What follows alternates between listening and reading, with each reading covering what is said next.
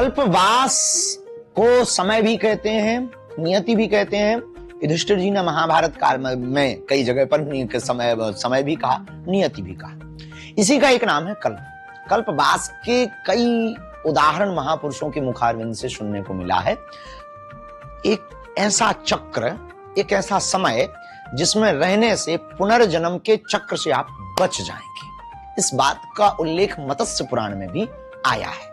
दूसरी बात, अल्प कल्पवास भी होता है, पूर्ण कल्पवास भी होता है। मत्स्य पुराण में वर्णन आया है कि अगर आप पूर्ण कल्पवास माघ के महीने में संगम में जाकर के स्नान करते हैं, जब तक नियम ध्यान व्रत संयम से रहते हैं, आहार व्यवहार की शुद्धि रखते हैं, ब्रह्मचर्य का कठोरता के साथ नैष्ठिक ब्रह्मचर्य का पालन करते हैं, तो आपको ये जन्म मरण के चक्कर में नहीं पड़ना पड़ेगा।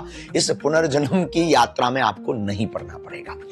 कल्पवास की सीधी सी व्याख्या अगर हम कह दें तो एक कल्पवास का एक नियत जो समय है माघ मास का, जिसे मत्स्य पुराण में कहा गया है, अगर उस समय अगर हम संगम में स्नान करते हैं तो कई जन्म लेने की जो यात्रा है वो ब्रेक हो जाती है। यही कल्पवास का महत्व। गृहस्थी, सन्यासी, जिनके अंदर श्रद्धा हो, नाग, गंधर्व, किन्नर, जिनके मन में निष्ठा हो, कर सकते हैं। किसी को भी अवरोध या किसी को भी बंधन नहीं है। सनातन इसीलिए व्यापक है, इसमें सबको स्वतंत्रता है, इसमें सबको समानता है, सबको एकत्वता है, सबको अपनत्वता है, सबको पूर्णाधिकार है। इसलिए तो ये सनातन है, क्योंकि इसमें बहुत से ऐसे विचार हैं जो व्यापक हैं, अति व्यापक हैं।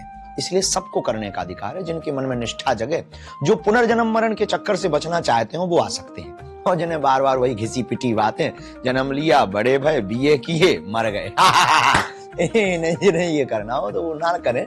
बाकी जिनको भी पुनर्जन्म के चक्कर से बचना हो वो कर सकते हैं।